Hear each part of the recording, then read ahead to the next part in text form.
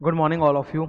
आज मैं integrated MCQ discuss करने जा रहा हूँ। वीडियो के टाइटल में आपको क्लियर दिख रहा होगा इंटीग्रेटेड एमसीक्यू।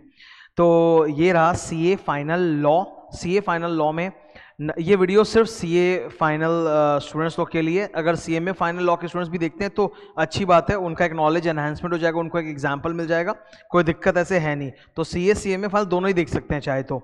आज ये जो वीडियो होगी इसमें मैं integrated case study MCQ discuss करूंगा। मतलब क्वेश्चन आंसर डिस्कशन नहीं होगा, कहानी का डिस्कशन होगा। It is a story discussion.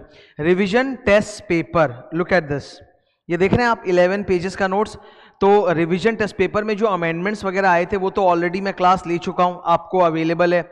मैंने दो तरह की अमेंडमेंट क्लास ली थी सीएसीएमए के लिए। एक ली थी लेटेस्ट, मतलब जिन्होंने भी 2020 वाला बैच लगाया है उनके लिए जो लेटेस्ट अमेंडमेंट्स है वो, प्लस मैंने 1 ईयर का पूरा 1 to 1.5 ईयर्स का एक अलग से अमेंडमेंट लेके भी डाला था। तो वो दो अमेंडमेंट्स तो सारे हो गए। अब आरटीपी के अंदर क्वेश्चन आंसर्स आते हैं ना, तो ये रहे क्वेश्चन आंसर्स पूरा सॉल्व, मैंने अच्छी तरह से पूरा बना दिया इसको। और ये नोट्स का लिंक मेरा नीचे इसमें क्या नाम है, ये वीडियो डिस्क्रिप्शन में डाला हुआ भी है। आज का जो एजेंडा है, मुझे कहानी डिस्कस करनी, इंटीग्रेटेड केस स्टडी। ये देखो आप, एक लंबा सा स्टोरी डाला हुआ है ऐसे, और फिर इस स्टोरी के ऊपर 5 एमसीक्यूज बनाए हुए हैं, है ना।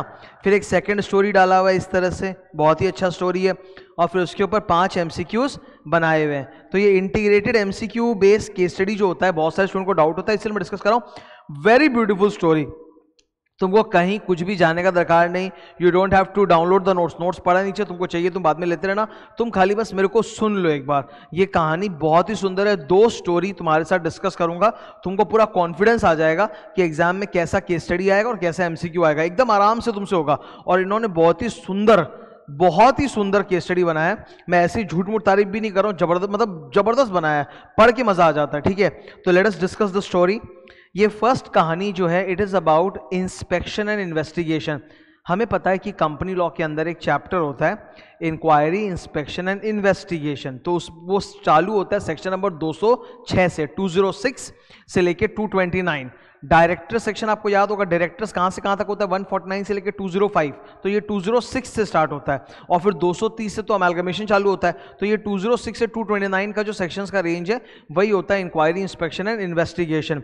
यहाँ पे पहले 4 सेक्शंस में तो क्या होता है कि आरओसी अपने लेवल पे चाहे तो कंपनी में इंक्वायरी वगैरह कर सकता है, पर अगर आरओसी को लगता है कि नहीं प्रॉब्लम है बॉस और डिटेल इन्वेस्टिगेशन की जरूरत है, तो आरओसी सेंट्रल गवर्नमेंट को रिपोर्ट दे देगा। ठीक है, तो आरओसी अपना एक रिपोर्ट बना के अंडर सेक्शन 208 सेंट्रल गवर्नमेंट को भेजेगा और रिक्वेस्ट करेगा कि भाई आप इस कंपनी में गड़बड़ है, इन्वेस्टिगेशन कराइए, डिटेल में जांच करवाइए। जांच किसी भी लेवल की हो सकती है, बुक्स ऑफ अकाउंट्स की, लोगों से पूछताछ, हर तरह की जांच हो सकती है, to find out what is the problem.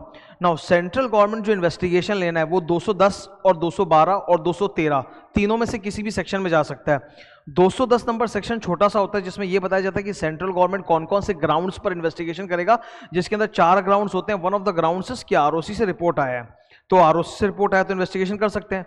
अब 212 या 213, 212 में सेंट्रल गवर्नमेंट के पास ये अधिकार है कि इन्वेस्टिगेशन सेंट्रल गवर्नमेंट खुद नहीं करके, सेंट्रल गवर्नमेंट ने इन्वेस्टिगेशन के लिए अलग से एक एजेंसी बना रखा है जिसका नाम है SFIO, serious fraud investigation office. ये सीबीआई के लेवल का ही बॉडी है जो इन्वेस्टिगेशन करता है। तो 212 के अंदर सेंट्रल गवर्नमेंट अपना इन्वेस्टिगेशन का जो काम है वो एसएफआईओ को सौंप सकता है, और फिर एसएफआईओ पूरा इन्वेस्टिगेशन करेगा। एंड देन आता है 213 में भी central government investigation carry out कर सकता है on receiving complaints from members. तो इस क्वेश्चन में क्या हुआ है कि आरओसी ने जांच पड़ताल किया अपने लेवल पे और उनको लगा गड़बड़ है, so they have made a report to the central government and asking the central government कि भैया आप एक detail investigation, thorough investigation carry out कीजिए। तो सेंट्रल गवर्नमेंट ने ये मामला एसएफआईओ को सौंप दिया और एसएफआईओ को बोला कि भाई आप इसका इन्वेस्टिगेशन कराइए। एसएफआईओ के अंदर जो टॉप बंदा होता है उसको अपने बोलते हैं डायरेक्टर ऑफ एसएफआईओ। ये बंदा अपने आप में कॉम्पिटेंट अथॉरिटी है, इसका पावर पुलिस कमिश्नर लेवल का होता है। ये मतलब अरेस्ट वारंट वगैरह स्ट्रेट इशू कर सकता है। जब भी अरेस्ट ऑर्डर इशू करना है, अरेस्ट वारंट इशू करना है, तो ये खुद कर सकता है, इसको किसी भी मैजिस्ट्रेट की, स्पेशल कोर्ट की परमिशन की जरूरत नहीं होती है। तो यहां पर क्या हुआ, जांच के दौरान एसएफआईओ को लगा कि भाई लफड़ा है, इस कंपनी के जो डायरेक्टर्स है झोल कर रहे हैं, तो उसने अरेस्ट ऑर्डर इशू कर दिया। ठीक है, अरेस्ट ऑर्डर इशू कर दिया और उनको रीजन वगैरह भी सब बता दिया ये है। फिर उस डायरेक्टर्स वगैरह को अरेस्ट करके जुडिशियल मैजिस्ट्रेट के सामने हाजिर करना होता है सुनवाई के लिए। तो वो हेयरिंग 24 घंटे में हो जानी चाहिए, मतलब 24 घंटे के अंदर the arrested person should be presented before the magistrate. तो वही मैजिस्ट्रेट प्रेजेंट किया है कि नहीं, फिर इन्वेस्टिगेशन का रिजल्ट आया और पता चला कि हाँ ये लोग गड़बड़ है, तो कोर्ट ने ऑर्डर कर दिया कि ये लोग दे विल बी कन्विक्टेड। देखो कन्विक्टेड का दो भाषा होती है, जब भी जज के सामने कोई एक क्रिमिनल को आप रखते हो तो जज या तो उसको बाइज्जत बरी करेगा, उसको बोलते हैं अक्विटेड, क्या बोलते हैं अक्विटेड, और या तो बोलेगा नहीं नहीं तुम दोषी हो, तुम गिल्टी हो, तुमको सजा मिलेगी, तो उसको बोलते हैं कॉन्विक्टेड, कन्विक्टेड। तो अगर कन्विक्टेड हो गया तो वो डायरेक्टर्स वगैरह को जो भी सजा है, जेल, पेनल्टी वगैरह वो देनी पड़ेगी, plus on top of that they will have to vacate the office, मतलब उनको डायरेक्टरशिप की पोजीशन से हटना भी पड़ेगा। तो ये है पूरी की पूरी कहानी जो बहुत ही सुंदर बताई हुई है, उसमें 5 क्वेश्चंस भी है। आओ पहले कहानी पढ़ते हैं, ठीक है ना। बहुत ही अच्छा कहानी है, प्लीज बी पेशेंट, ज्यादा लंबा वीडियो नहीं होगा। I am just going to discuss the 2 stories with you along with the MCQ. DF limited is an unlisted public company, इसका कोई यूज होने वाला नहीं है कि अनलिस्टेड पब्लिक कंपनी है। Incorporated in the companies act having registered office in Rajasthan. तो ये वाला जो पॉइंट है ना पूरा ये यूजलेस है मेरे लिए। द ROC द रजिस्ट्रार, ठीक है, after inspection of the books and an inquiry under 206 से लेके 209 सेक्शन का जो रेंज होता है ना, उसमें बेसिकली ROC अपना पावर दिखाता है और कंपनी में इंस्पेक्शन इंक्वायरी करता है हल्के लेवल पे। And other books and papers of DF under section 207 submitted a report in writing to central government including a recommendation that further investigation into the affairs of the company was necessary। तो ये 208 हो गया। Section number 208 में क्या होता है कि ROC अपनी रिपोर्ट बनाता है और सेंट्रल गवर्नमेंट को रिक्वेस्ट करता है कि भैया इन्वेस्टिगेशन होना चाहिए, इस कंपनी में लफड़ा है, झोल है। अब सेंट्रल गवर्नमेंट के पास 210 में पावर है और 212 में पावर है। सेंट्रल गवर्नमेंट में सेक्शन नंबर 210 में बोला हुआ है कि one of the grounds for ordering investigation by central government is that it has received a report from the ROC recommending investigation. तो 210 का अट्रैक्ट हो गया। सेंट्रल गवर्नमेंट ने ये मामला किसको सौंप दिया? Serious fraud investigation office SFIO को। तो SFIO अपना पावर किस में दिखाएगा? 212 में। भाई 212 ना बहुत लंबा सेक्शन है, ये रहा ब्लैक बुक कंपनी लॉ, इसमें पूरा डिस्कस किया तुम लोगों के साथ मैंने और ये आज की बात नहीं, ये लास्ट 2-3 साल से जब से अरेस्ट रूल्स आया तब से। तो 212 अपने आप पे तो लंबा सेक्शन है ही, जहां पे SFIO can arrest the person, और इन्होंने अरेस्ट के ऊपर रूल्स बना रखे हैं। वो भी मैं लास्ट 2 साल से डिस्कस कर रहा हूं, उसका भी अमेंडमेंट वगैरह का वीडियो कहीं ना कहीं आपको मिल ही जाएगा यूट्यूब में, ठीक है। तो अब आते हैं इस हीरो के ऊपर। हीरो का नाम है डायरेक्टर SFIO। यहां से 212 एंड अरेस्ट रूल्स का ज्ञान चालू हो गया, ठीक है। देखो ये सब कहानी जितने डिटेल में अच्छे से मैं बता पाऊंगा ना, अप्लाइंग द प्रोविजन, वो तुम अपने आप नहीं कर पाओगे। ओके ध्यान से सुनना। तो यहां से अब चालू हो गया इस रेंज से 212 and arrest rules. The director SFIO appointed an officer who called on the directors of the company and arrested the directors of the company. तो उनको अरेस्ट कर लिया गया। क्या SFIO अरेस्ट ऑर्डर इशू कर सकता है? Yes. Rule 2 of the arrest rules मैं आपको दिखा देता हूं। ये देखो बुक में डिस्कस किया था, ये रूल्स है अरेस्ट के रूल्स। अरेस्ट के रूल्स में रूल नंबर 2 में देखो director, additional director, assistant director ये सब कॉम्पिटेंट होते हैं कि ये अरेस्ट ऑर्डर पास कर सकते हैं। इसमें देखो क्लियर बोला हुआ है, the director SFIO shall be the competent authority for all the decisions pertaining to arrest. तो अरेस्ट ऑर्डर इशू कर सकता है बिना किसी कोर्ट के परमिशन के। तो अकॉर्डिंगली इन्होंने अरेस्ट कर लिया। The directors of the company, director word को सुन के कई जन का मतलब दिमाग हिल रहा होगा, मैं सुन लो।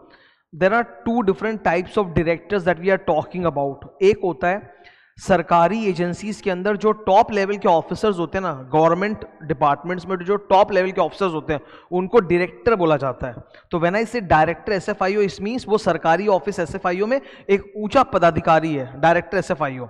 और दूसरी तरफ है directors of the company like board of directors, ठीक है। तो कंफ्यूज होने का नहीं, 2 अलग तरह के डायरेक्टर्स का बात हो रहा है कि डायरेक्टर SFIO ने कंपनी में जांच करवाया और कंपनी के डायरेक्टर्स के लिए अरेस्ट ऑर्डर करवा दिया issue. The directors demanded the reason for arrest. तो जिनको अरेस्ट किया गया वो पूछे भाई हमको क्यों हथकड़ी लगाया, तो उनका हक बनता है, वो पूछ सकते हैं।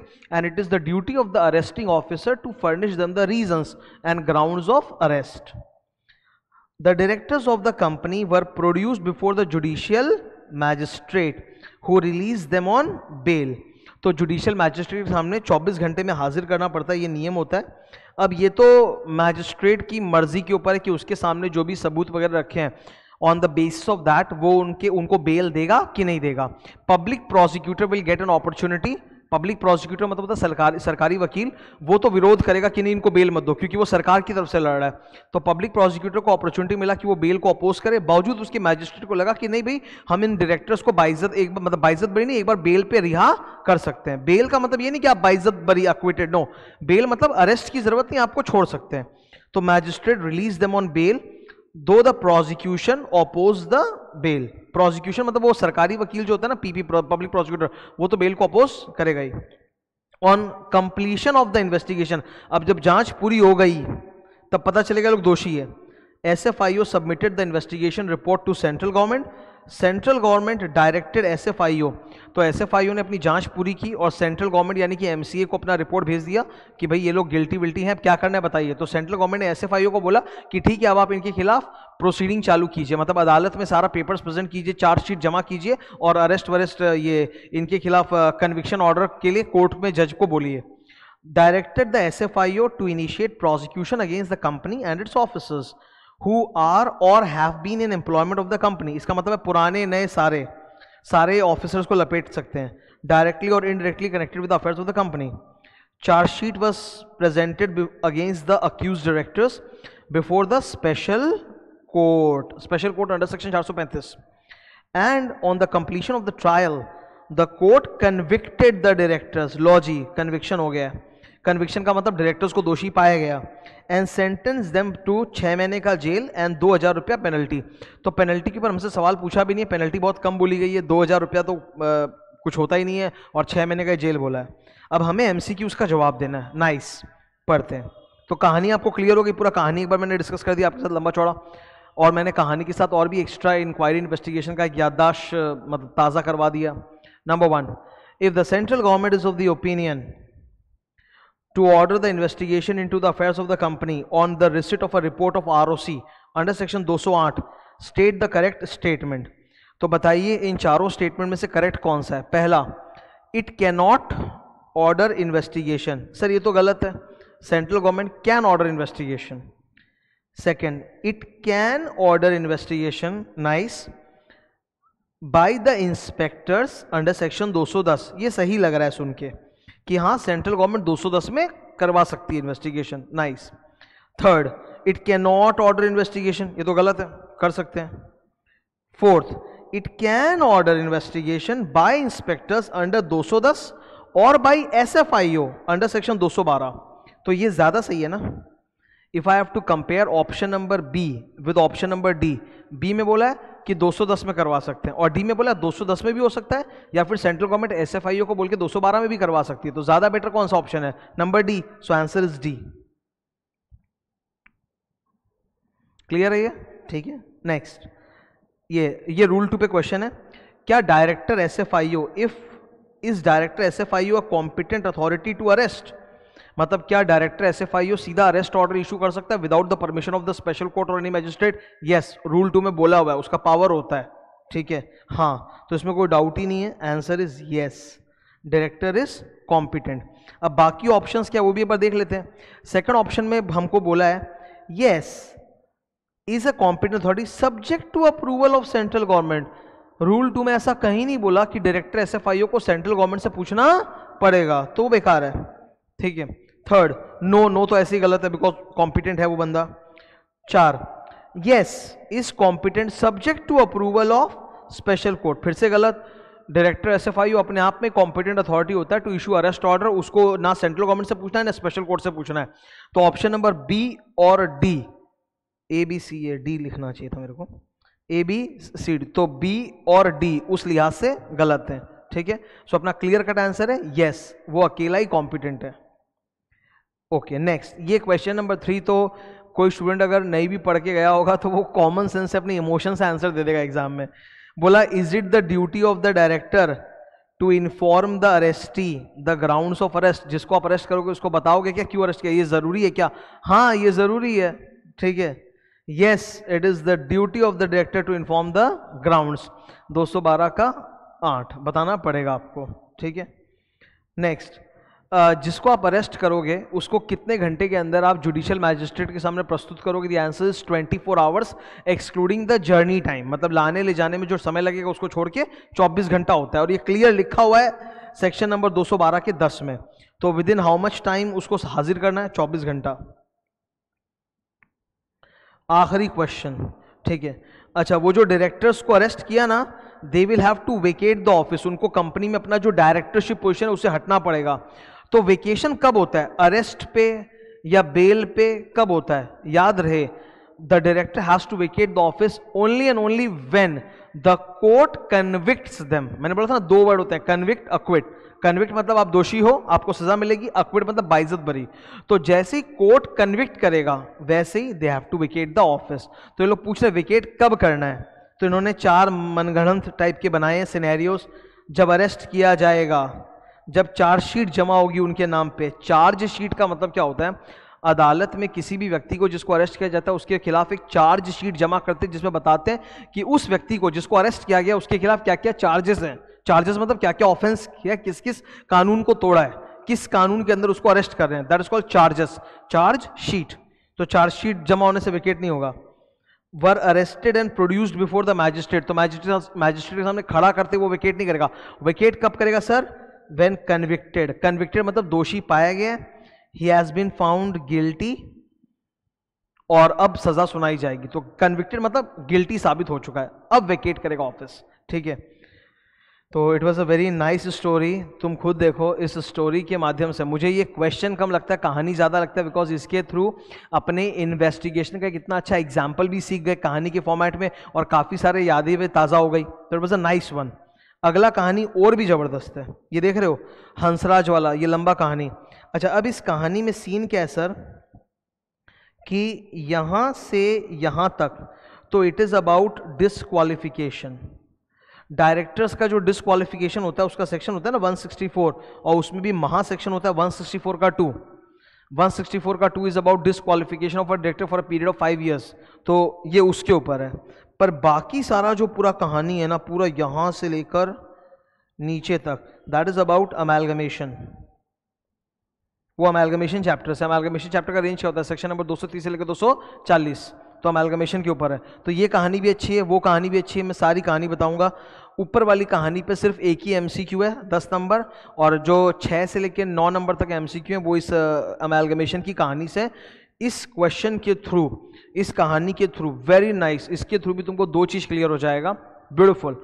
एक, वो डिसक्वालिफिकेशन अंडर 164 में जो हम लोग पढ़ते हैं वो एक ब्रशअप हो जाएगा, और उससे भी बड़ी बात है अमालगमेशन चैप्टर जो भारी लगता है उसका एक अच्छा खासा एग्जाम्पल है, उसकी भी यादें ताज़ा हो जाएंगी, काफ़ी सारी चीज़ें एकदम रिवाइज हो जाएंगी। स्टार्ट करते हैं। तो हमारा जो हीरो है, हीरो का नाम है राज पुरोहित। ओके, ये है mister Raj Purohit. He is the protagonist of our story या एंटागनिस्ट ऑफ आवर स्टोरी। तो राज पुरोहित जो है वो 3 कंपनियों में डायरेक्टर है। वो 3 कंपनियों का नाम है सर हंसराज, एक का नाम है हंसराज, दूसरे का नाम है मैक्स इंटरनेशनल, और फिर एक है ट्रिनिटी। 3 कंपनियों में ये बंदा डायरेक्टर है, राज पुरोहित, हंसराज, मैक्स और ट्रिनिटी। अब इसमें से कांड मतलब डिसक्वालिफिकेशन अंडर 164(2) की कहानी याद है ना? A person shall be disqualified from being reappointed as the director in that company and appointed as the director of any other company provided the company in which he is director has committed any of the following defaults. Number 1 default क्या होता है? The company has failed to file financial statements और annual return for 3 continuous years. मतलब लगातार 3 सालों तक या तो आपने एफएस जमा नहीं किया या एनुअल रिटर्न जमा नहीं किया। और the second default is the company has failed to repay DDD, deposit dividend debenture along with the interest, and 1 year has elapsed from the date of default। तो 2 तरह के इसमें डिसक्वालिफिकेशन ऑफेंसेस होते हैं जिसके लिए वो जो डायरेक्टर होता है उस पर 5 साल की सनी की दशा लग जाती है, 5 साल तक वो मुंह दिखाई नहीं कर पाएगा। करेक्ट है? अच्छा, अंडर सेक्शन नंबर 167 जो कि वेकेशन ऑफ ऑफिस के ऊपर होता है, 164 is disqualification, 167 is vacation. Vacation मतलब आप हटो डायरेक्टरशिप के position, that is called vacation. तो 167 का 1 का ए जो पहला ग्राउंड है उसमें साफ बोला है कि whenever a director is disqualified under section 164, अगर एक डायरेक्टर 164 में डिसक्वालिफाइड हो जाए आफ्टर अपॉइंटमेंट, तब उसको हटना पड़ेगा। उसी 167 के 1 के ए के प्रोवाइजो में ये बात बोली गई है कि अगर डिसक्वालिफिकेशन 164(2) वाला है, तब जिस कंपनी ने वो डिफॉल्ट्स किए हैं, मतलब एफएस एनुअल रिटर्न जमा नहीं किया या पैसा नहीं चुकाया डीडीडी का, उस कंपनी को छोड़ के बाकी सब कंपनी से वेकेट करेगा, परंतु उस डिफॉल्टिंग कंपनी में कंटिन्यू करेगा। अब जैसे इसी को देख लो, राज पुरोहित 3 जगह डायरेक्टर है, गलती कौन सी कंपनी कर रही है? ट्रिनिटी। ये ट्रिनिटी है ना, ट्रिनिटी गलती कर रही है। ट्रिनिटी ने लगातार 3 सालों तक फाइनेंशियल स्टेटमेंट जमा नहीं किया, तो which is the defaulting company? Trinity. तो डिफॉल्टिंग कंपनी में ही कैन कंटिन्यू, बट बाकी जो कंपनी है हंसराज और मैक्स, उससे उसको हटना पड़ेगा। ठीक है, ये है स्टोरी पूरा। ओके, तो इनका यूजुअल आदत होता है कि जो डिफॉल्टिंग कंपनी होती है उसको लेके कहानी बताते हैं ये लोग दो तरफा। एक तो बोलते हैं कि फाइनेंशियल स्टेटमेंट जमा नहीं किया 3 साल तक, और दूसरा बोलते हैं कि पब्लिक फाइनेंशियल इंस्टीट्यूशन से लोन लिया था, उसका ब्याज नहीं दिया। तो सर, पब्लिक फाइनेंशियल इंस्टीट्यूशन से आपने लोन लिया था, उसको आपने चुकाया नहीं, that is not covered by 164 का 2। व्हाट इज कवर्ड इज कि आपने 3 साल तक लगातार फाइनेंशियल स्टेटमेंट जमा नहीं किया। तो ट्रिनिटी ने लगातार 3 साल तक एफएस जमा नहीं किया, दैट इज व्हाई फाइनेंशियल जमा नहीं किया, that is why Trinity is the defaulting company under 164 का 2, और ट्रिनिटी के सारे डायरेक्टर्स 5 साल के लिए डिस्क्वालिफाइड हो जाएंगे। Now those directors can continue in Trinity till the expiry of their tenure, और उसके बाद रीअपॉइंट नहीं होंगे, और बाकी सारी कंपनी से तो उनको हटना पड़ेगा, वेकेट करना पड़ेगा। तो हमसे इसी के बारे में क्वेश्चन पूछा है कि राज पुरोहित को कौन सी कंपनी से वेकेट करना है। 10 नंबर एमसीक्यू है ये रहा। According to above mention fact, Raj Purohit को कौन सी कंपनी से हटना है? ऑप्शंस पढ़िए आप। Number A, Raj has to vacate in all the 3 company. गलत, उसको ट्रिनिटी में नहीं करना है, उस ट्रिनिटी में he can continue. Raj needs to vacate from Hansraj, ये भी गलत है, बिकॉज हंसराज और Max. Raj needs to vacate in Hansraj and Max, ये सही है। राज को कहीं से भी हटने की जरूरत नहीं है, तो बिल्कुल गलत है। तो एक ही आंसर सही है, और वो है राज को हंसराज और मैक्स से हटना पड़ेगा। ठीक है, तो ये तो था डिस्क्वालिफिकेशन वाला, वो मैंने बता दिया। अब अमेलगमेशन की कहानी चालू हो गई है। अमेलगमेशन की जब तुम कहानी पढ़ोगे ना, तो you will find a weird thing कि अमेलगमेशन के स्टोरी में राज पुरोहित का, हंसराज का, इन सब का कोई जिक्र है ही नहीं। इनफैक्ट इस पूरे क्वेश्चन में ये जो अमेलगमेशन वाला कहानी चल रहा है, it is like all together a separate story, पूरा अलग कहानी है। कोई कंपनी का नाम नहीं, कोई बंदे का नाम नहीं, कुछ नहीं, बस कहानी दिया हुआ है। फिर ये बताया हुआ है इस कंपनी में इतने शेयर होल्डर्स हैं, उनके पास इतना शेयर्स है, उसमें से इतने जन आए थे, इतने जन वोट फेवर किए, इतने जन वोट अगेंस्ट किए, इतने जन वोट ही नहीं किए। All that details is given in this paragraph. ठीक है, apart from that they have not used any names in this story. बाकी ये स्टोरी जब आप पढ़ोगे तो ये पूरा आपको सेक्शन 230 की याद दिलाएगा। कॉम्प्रोमाइज अरेंजमेंट अमालगमेशन का जो पहला सेक्शन होता है दैट इज 230, तो उसमें पूरा जो भी 230 के अंदर अमालगमेशन का कहानी होता है ना, A to Z कहानी इन्होंने बोला है। If you want I will मतलब एक बार रिसाइट पूरा बता देता हूँ। ये देखो क्या कहानी है। Application to NCLT for compromise and arrangement was submitted. जब भी कॉम्प्रोमाइज अरेंजमेंट अमालगमेशन होगा तो आपको अपने मेंबर्स या क्रेडिटर्स का अप्रूवल लेना पड़ता है, लेकिन मेंबर्स या क्रेडिटर्स का मीटिंग आप नहीं कॉल करते। आप पहले NCLT को अप्लाई करते हो, NCLT फिर ऑर्डर करता है कि आप मीटिंग कॉल करो, तब आप NCLT की अथॉरिटी पर मीटिंग कॉल करते हो मेंबर्स या क्रेडिटर्स का। तो इन्होंने वही किया, NCLT को अप्रोच किया for compromise arrangement along with all the documents.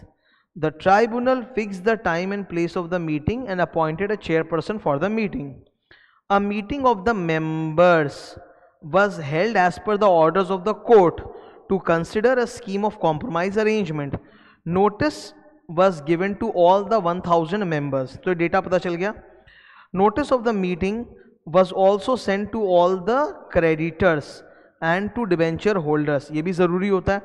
Individually at their address, accompanied by a statement disclosing the details of compromise arrangement along with a copy of the valuation report. ये सब लिखा हुआ है। ठीक है, इसको याद करने के लिए मैंने वीरा और देवी भी यूज किया था शॉर्ट फॉर्म्स, कि जब भी आप नोटिस देते हो तो उसमें वैल्यूएशन रिपोर्ट वगैरह भी डालो, ताकि जो एक्सचेंज रेशियो ऑफ अमालगमेशन में जो एक्सचेंज रेशियो ऑफ शेयर्स होता है उसको लेके कोई वापस से कोर्ट में केस नहीं कर दे। तो आजकल वैल्यूएशन रिपोर्ट भी इंक्लूड करते हैं, और ये भी बताते हैं कि इस पूरे स्कीम से, कॉम्प्रोमाइज अरेंजमेंट अमालगमेशन से डायरेक्टर्स, KMP वगैरह को उनका कोई पर्सनल फायदा तो नहीं हो रहा है।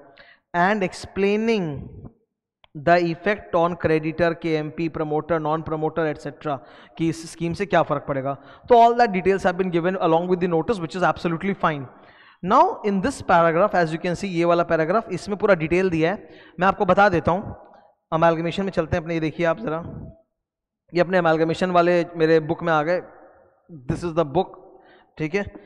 तो इसमें सेक्शन नंबर 230 का 6, कितने मेंबर्स या कितने क्रेडिटर्स के अप्रूव करने से वो स्कीम अप्रूव होगा। इसका आंसर होता है डुअल अप्रूवल। डुअल अप्रूवल मतलब नंबर वाइज भी एंड वैल्यू वाइज भी। अपने को नंबर वाइज भी देखना पड़ता है एंड वैल्यू वाइज भी देखना पड़ता है, दो तरफा होता है। नंबर वाइज आपको देखना पड़ता है कि मेजॉरिटी लोग हाँ बोले हैं, मेजॉरिटी लोग हाँ बोले हैं, और वैल्यू वाइज आपको देखना पड़ता है कि 3/4 वैल्यू वाले हाँ बोले हैं। तो it has to be both, number wise majority members या creditor should agree, and value wise 3/4 of the value of the shareholders और क्रेडिटर शुड अग्री। अब इसमें सबसे बड़ा बात है कि सर मेजॉरिटी किसका लेते हैं और 3/4 किसका लेते हैं, उसका इन्होंने क्लियर कट जवाब अपने को दे रखा है।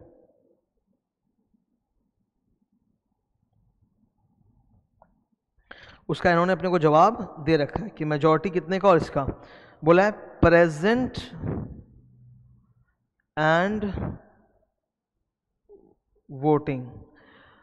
आपको कंपनी के टोटल मेंबर से मतलब नहीं है, जो आए हैं टोटल में से प्रेजेंट उनसे भी नहीं, जो आए हैं प्लस जिन्होंने वोट भी किया या तो फेवर या अगेंस्ट, केवल उनसे मतलब है। तो मतलब यूनिवर्सल सेट कौन सा है, यूनिवर्सल सेट होता है टोटल नंबर ऑफ मेंबर्स, उसका एक सब पॉपुलेशन होता है, छोटा हिस्सा, जो आए हैं मीटिंग में प्रेजेंट, आइदर देमसेल्फ और बाय प्रॉक्सी, ठीक है। अब ये एक्चुअली यहां पर अमेलगमेशन वगैरह में क्या होता है ना, the voting is done by postal ballot, by postal ballot, ये सॉरी बाय पोल। वोटिंग हमेशा बाई पोल होती है कंपलसरी, तो बाई पोल में मेंबर भी वोट कर सकता है या प्रॉक्सी लोग जो है वो भी वोट कर सकते हैं। याद रहे अमेलगमेशन वगैरह में सारा वोटिंग होता है बाई पोल, वैल्यूज इंपॉर्टेंट, खाली एक हाथ उठा देने से नहीं होगा, ठीक है, बाई पोल वोटिंग होता है।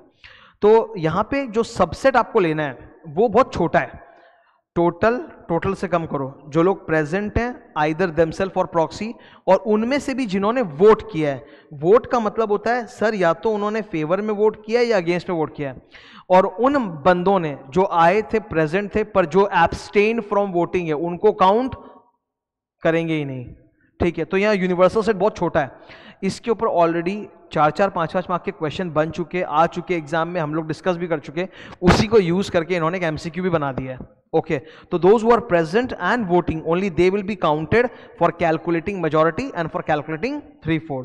करेक्ट है ना बॉस? ओके, तो अभी आप ये डेटा देखो, टोटल कितने जन थे, 1000 में से इधर जितना मैं दिखा रहा हूं उतना देखो। हाँ, टोटल कितने मेंबर्स है, 1000, आए कितने सर, 800। आने से नहीं होता, उसमें से 460 ने फेवर में बोला, 190 ने अगेंस्ट में बोला। 460 ने फेवर में बोला,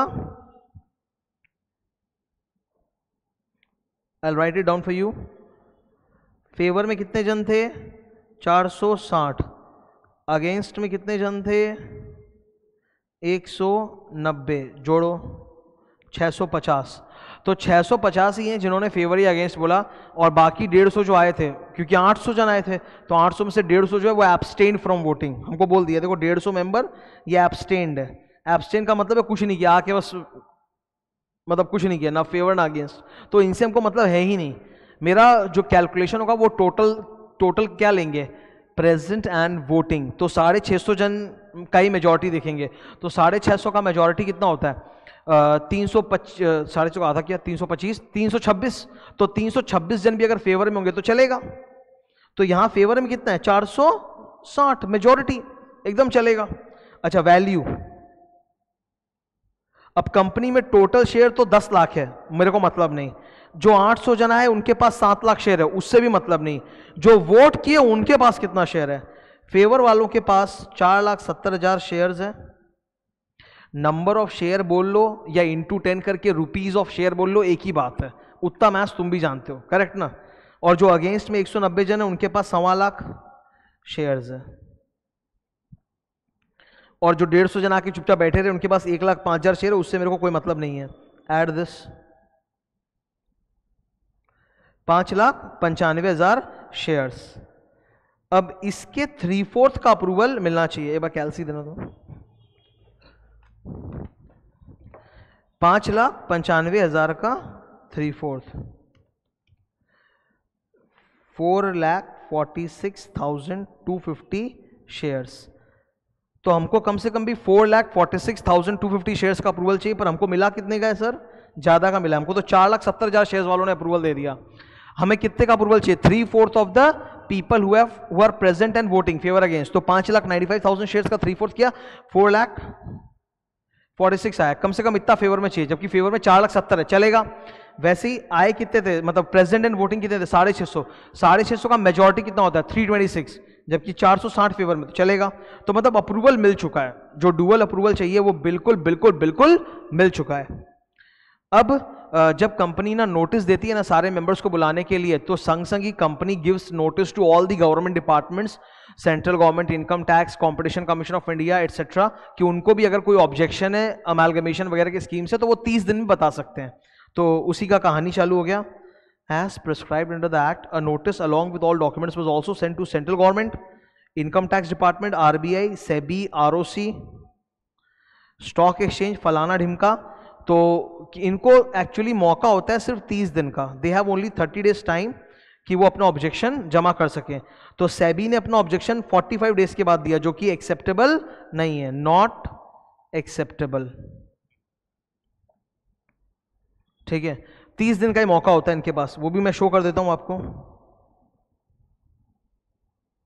ये रहा अमेलगमेशन चैप्टर, ये देखो जरा आप, 230 का 5, notice is given to so many people, so many government departments, और उनको अपना ऑब्जेक्शन कब तक देने का है? Within a period of 30 days. तो सेबी ने 45 डेज बाद दिया, तो वो एक्सेप्टेबल नहीं है। सही जा रहा है ना एकदम, पूरा सब सही जा रहा है एकदम परफेक्ट। अच्छा, अब क्रेडिटर्स, जब भी कोई स्कीम अप्रूव हो जाती है, जैसे कॉम्प्रोमाइज, अरेंजमेंट, अमालगमेशन, तो स्कीम अप्रूव करने में बहुत मेहनत होती है। पहले तो डुअल अप्रूवल लो मेंबर्स या क्रेडिटर्स का, उसके बाद सारे गवर्नमेंट डिपार्टमेंट को बोला, उसके बाद एनसीएलटी अपना अप्रूवल देगा, and then the scheme is final. तो स्कीम फाइनल जब हो गया, एनसीएलटी अप्रूव कर दिया, उसके बाद भी मेंबर्स या क्रेडिटर्स ऑब्जेक्शन कर सकते हैं, परंतु किसी एक मेंबर के या एक क्रेडिटर के सुतली करने से नहीं होने वाला। At least you need 10% of the value of the members और 5% of the value of the creditors, उतने ऑब्जेक्शन करेंगे तब होगा। I will show it to you. ये देखो, पढ़ो तो जरा, 230 का 4, इसका प्रोवाइजो पढ़ो। प्रोवाइडेड दैट, जहां मेरा हाथ दिख रहा है वहीं पे देखो, provided that any objection to compromise arrangement shall be made only by persons holding 10% of the shareholding और 5% ऑफ द डेट। अगर मेंबर्स ऑब्जेक्शन कर रहे हैं तो कम से कम 10% शेयर्स होने चाहिए उनके पास, और क्रेडिटर ऑब्जेक्शन कर रहे हैं तो उनके पास कम से कम 5% ऑफ द डेट होना चाहिए। ठीक है ना, इसी को देखो, मैंने ये सब मेरा पढ़ाया हुआ है बॉस। देखो, मैं बोला था इस पे एमसीक्यू आ सकता है, मिनिमम ऑब्जेक्शन कोटा 10%, 5%। तुम आज ही देखो, दो कहानी तुम्हारे साथ डिस्कस कर रहा हूं, तुम लोगों को एकदम याद आ रहा होगा, ये सब कुछ क्लास में बोला हुआ है। That is my USP. जब मैं पढ़ाता हूं 100% पूरा एक एक चीज कवर करता हूं, बिकॉज हमें नहीं पता कब किस चीज से आ सकता है। आ गया ना ये 10-5 पे, पहले कभी नहीं आया था इस पे क्वेश्चन, अभी पूछ लिया एमसीक्यू के अंदर कि कितना % ऑब्जेक्शन करेगा, और तुम देखो कितना भयंकर पूछा है। They have given you the debt of the creditors. Members के केस में 10% चाहिए कम से कम, तब जाके ऑब्जेक्शन होगा। क्रेडिटर्स के केस में 5%। अभी आप आओ देखो इधर, इन्होंने कितना डेटा दिया, बोला कंपनी का टोटल आउटस्टैंडिंग डेट है 50 लाख रुपया, और ये कंपनी के क्रेडिटर्स है 1 2 3 4 5 6। तो कंपनी के 6 क्रेडिटर्स हैं, उनका वैल्यू भी दिया हुआ है। ये रहा अपने को 2 लाख, 12.5 लाख, 2 लाख, 7 लाख, 10 लाख, 16.5 लाख, 50 लाख रुपया, और परसेंटेज में वैल्यू बता दिया 4%, 25% एक्सेट्रा। तो आपको तो कम से कम इतने क्रेडिटर चाहिए जिनका मिला के 5% हो रहा हो। कितना? 5%, नहीं तो ऑब्जेक्शन हो नहीं पाएगा। तो उसमें भी डेटा दिया कि ये जो पहला वाला क्रेडिटर है ना, X1 फाइनेंशियल कंपनी, वो सिर्फ 4% ही होल्ड करता है, तो वो जाके एनसीएलटी में ऑब्जेक्शन कर रहा है, चलेगा क्या? नहीं चलेगा, वो 4% है। उसको अगर एक किसी और का साथ मिल जाए, जैसे उसको राधे फाइनेंस का भी मिल जाए ना साथ, राधे का भी 4% है, तो 4 4 8 हो गया। Now it is okay. 5% चाहिए, कम से कम कितना चाहिए होता है? 5%। ये देखो इधर, ये देखो इधर कोटा है, इधर गौर से अगर मेंबर्स हैं तो एक बार ग्रीन कलर पढ़ो, greater than equal to 10% of shareholding, और अगर ये क्रेडिटर्स है तो उधर कोना से greater than equal to 5% of the debt, तो कम से कम 5% कोटा चाहिए, ठीक है। तो इट्स अ नाइस वन। सो अभी हुआ क्या, XOFC जिसके पास मात्र 4% डेट है, उसने ट्राइब्यूनल में ऑब्जेक्शन किया है, तो वो एक्सेप्टेबल नहीं होगा।